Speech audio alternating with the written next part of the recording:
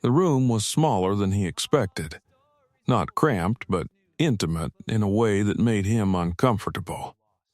A single window looked out onto a Los Angeles street where palm trees swayed in the late afternoon light, their shadows stretching long across the pavement.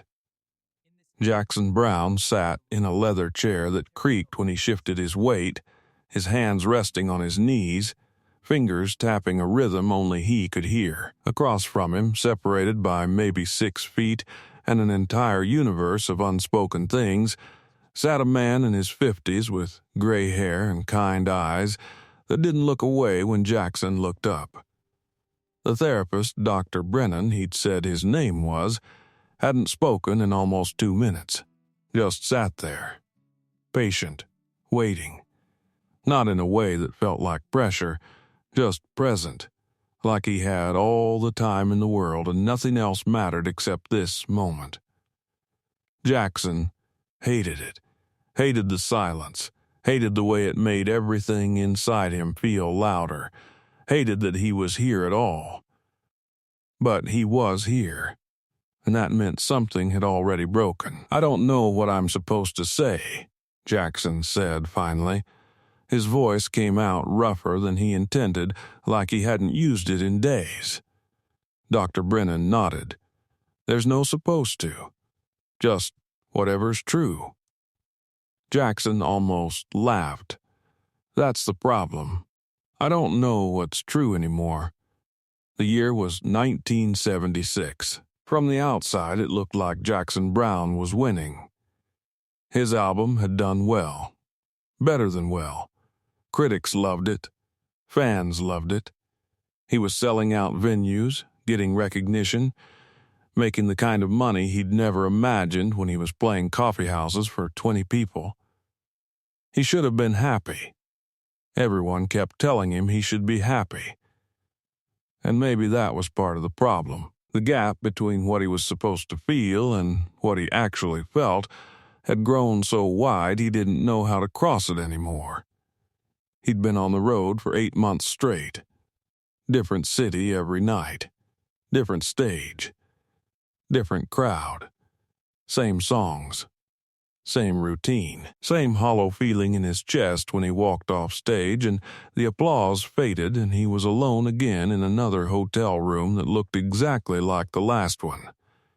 He'd started drinking more. Not enough that anyone noticed. Not enough that it interfered with the shows. Just enough to take the edge off. Just enough to make the silence bearable. But it wasn't working anymore. 3 weeks ago, he'd been in a hotel room in Chicago. The show had gone well. The crowd had been electric. He'd played an encore, given them everything he had, walked off drenched in sweat and adrenaline. Back in his room, he'd poured himself a drink. Then another. Then sat on the edge of the bed and stared at the wall and felt absolutely nothing. Not sadness, not joy, not exhaustion, just a vast empty nothing that stretched out in all directions. He'd picked up the phone, almost called someone, his manager, a friend, anyone. But he didn't know what he'd say, didn't know how to explain that everything was fine and nothing was okay. So he hung up, drank some more, and at some point he'd looked at the pills on the nightstand, prescription, nothing serious, just something to help him sleep, and thought about taking all of them. Not because he wanted to die. He wasn't sure he wanted anything. But the thought was there. Quiet. Insistent. And it scared him more than anything had scared him in a long time. He didn't take the pills, he just sat there until the sun came up, and then he packed his bag and went to the next city and played the next show and pretended everything was fine. But something had shifted. Some line had been crossed. And when he got back to Los Angeles a week later, he'd made a call. Found a therapist, made an appointment. And now here he was, sitting in this small room with the palm trees outside and the silence pressing down on him like a physical weight. "Tell me about the road," Dr. Brennan said. "Not a demand, just an invitation." Jackson shrugged. "What's to tell? I play shows, people come, I do my job. And how does that feel? Fine." Dr. Brennan waited, didn't push, just let the word hang there until Jackson heard how hollow it sounded. "It's not fine," Jackson admitted. His voice was quieter now. I don't know, it's like I'm watching myself from somewhere else, like I'm playing a character. Jackson Browne, the singer-songwriter. And everyone believes it. But I don't. What don't you believe? That it's real? That it means anything? That I'm not just pretending?" Dr. Brennan leaned forward slightly. "Pretending to be what?" Jackson looked down at his hands. Someone who has something to say. Someone who matters. The words felt dangerous to speak out loud, like admitting them made them more true. But once they were out, he couldn't take them back. And sitting there in the silence that followed, he realized this was the thing he'd been running from. Not the crowds. Not the pressure. Not even the loneliness. Just this. The fear that everything he'd built was a lie. That the songs people connected to, the emotions they felt when they listened, the meaning they found, it was all just an accident. A trick. Something he'd stumbled into without understanding it. And now he was trapped inside a life that belonged to someone else. "When did this start?" Dr. Brennan asked. Jackson thought about it, tried to pinpoint a moment. But there wasn't one. It had been gradual. A slow erosion. He thought about the early days when music felt like discovery. When every song was a puzzle he had to solve, a feeling he had to capture. When playing for 10 people in a basement felt like the most important thing in the world because the music mattered and nothing else did. Somewhere along the way, that had changed. The music started to matter because of what it could do for him, because of the career it could build, the success it could bring, the validation it could provide. And the more he chased that, the further he got from the thing that had made him want to make music in the first place. "I think it started when I stopped writing for myself," he said. "When I started thinking about what people wanted to hear instead of what I needed to say." "And what do you need to say?" Jackson looked up, met Dr. Brennan's eyes. "I don't know. That's the problem. I don't know anymore." Dr. Brennan nodded slowly. That must be terrifying. It was such a simple observation, but hearing it said out loud, hearing someone else name the thing he'd been carrying alone, something cracked open inside Jackson. Not violently, not dramatically, just a small, quiet breaking. And for the first time in months, he felt something other than numbness. He felt sadness, deep, aching sadness for the person he used to be, for the certainty he used to have, for the way music used to feel before it became a job. "Yeah," he said. His voice was barely a whisper. "It is." They sat in silence for a while, not the uncomfortable kind, just the kind that made space for things that couldn't be rushed. Outside, the light was starting to fade. The shadows of the palm trees stretched longer. Somewhere in the distance, a car horn honked. Life moving forward while Jackson sat still, trying to figure out how to move at all. "There's something else," he said finally. "Something I haven't told anyone." Dr. Brennan waited. "I've been thinking about quitting. Just walking away, canceling the tour, stopping the music, all of it. And what stops you? Fear, I guess. Fear of what people would think. Fear of letting people down. Fear of who I'd be if I wasn't this." He gestured vaguely at himself at the version of Jackson Browne that existed in the world. "I don't know who I am without the music. And I'm scared to find out. Why? Because what if there's nothing there? What if I take away the songs and the shows and the applause, and there's just emptiness?" Dr. Brennan was quiet for a long moment. Then he said, "Or what if there's something you've been too busy to notice?" Jackson looked at him. "Like what?" "I don't know. But I don't think you do either. And maybe that's okay. Maybe you don't have to know right now. Maybe you just have to stop running long enough to find out." It sounded simple. Too simple.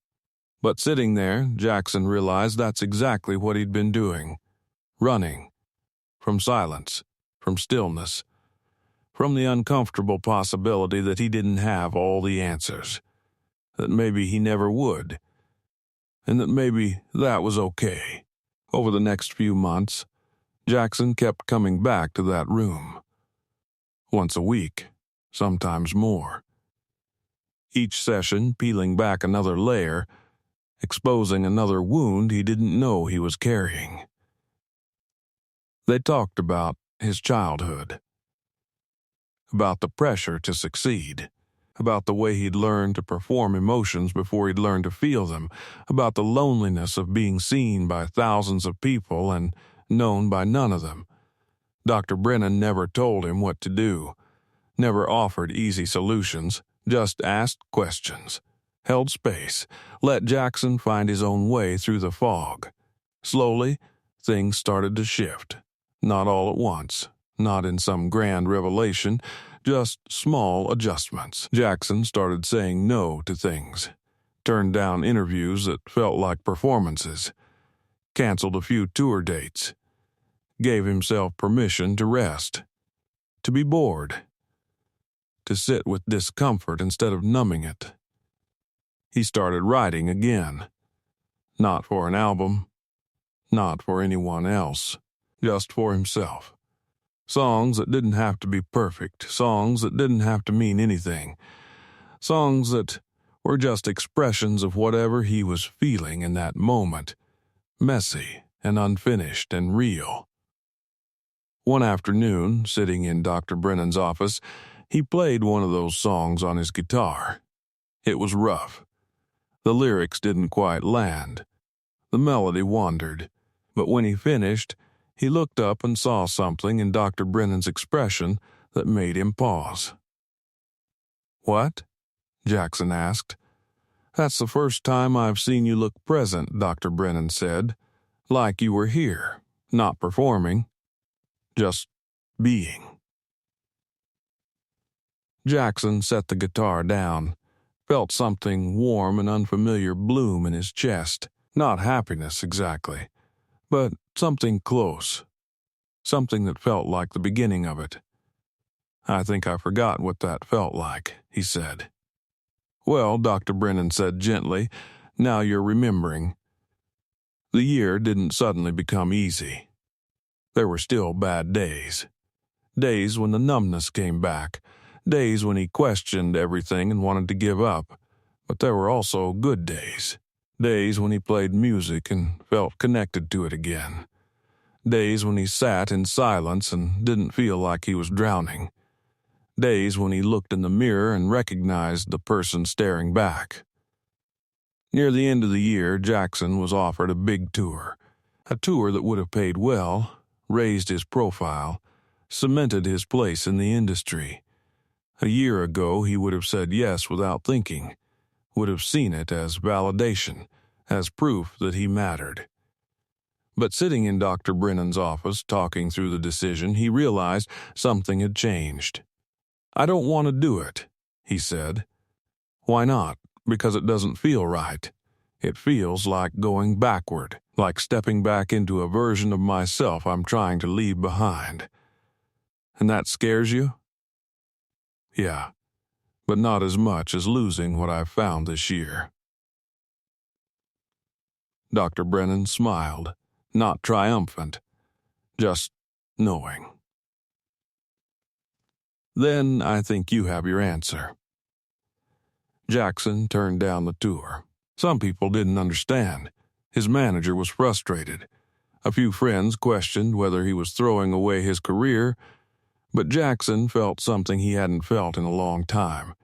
He felt certain, not because he knew everything would work out, but because he was making a choice that felt true. That came from a place deeper than fear or ambition or the need to prove something. He kept making music, but differently, on his own terms, at his own pace. He wrote songs that mattered to him, even if they didn't fit radio formats. He played smaller venues where he could see faces in the crowd, where he could feel the connection instead of just performing it. And slowly, over time, he started to feel like himself again. Not the person he used to be, not the person he thought he was supposed to be, just himself. Flawed, uncertain, but present.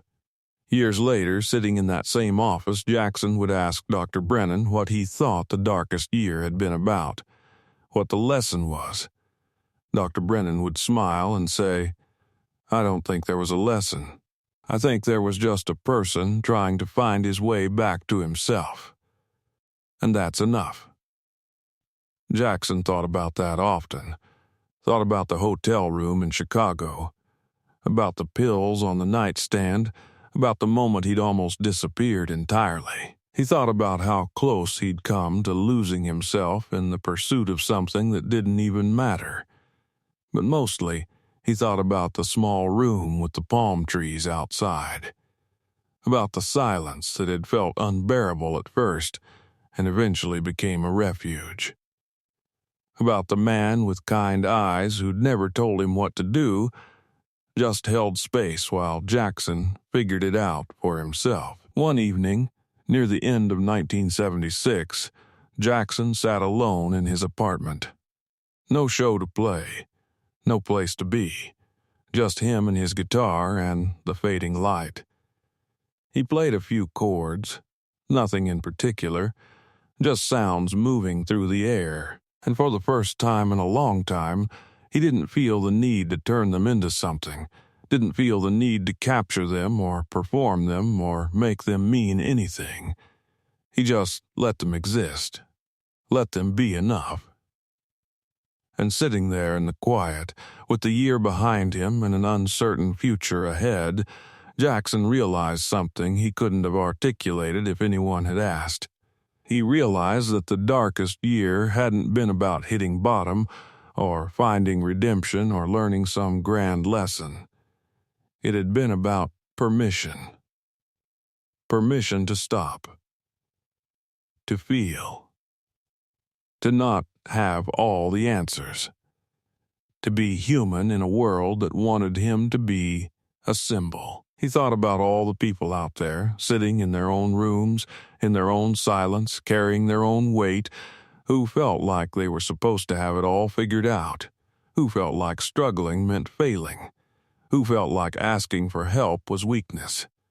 And he wished he could tell them what he'd learned, not in words, not in some grand declaration, but in the quiet, ordinary way he'd learned it himself, by sitting still, by letting someone see him, by admitting he didn't know, by choosing presence over performance, by remembering that being lost wasn't the end of the story.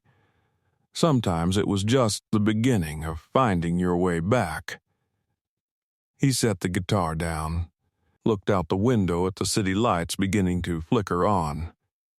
Somewhere out there, life was happening.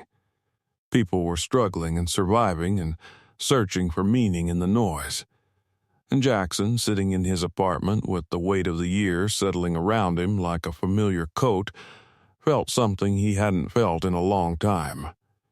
He felt ready, not for what came next, but for whatever it was, for the uncertainty, for the questions without answers, for the slow, imperfect work of being human. He stood up, walked to the window, pressed his palm against the cool glass. And in the fading light of 1976, with the darkest year behind him and an open road ahead, Jackson Browne finally let himself breathe.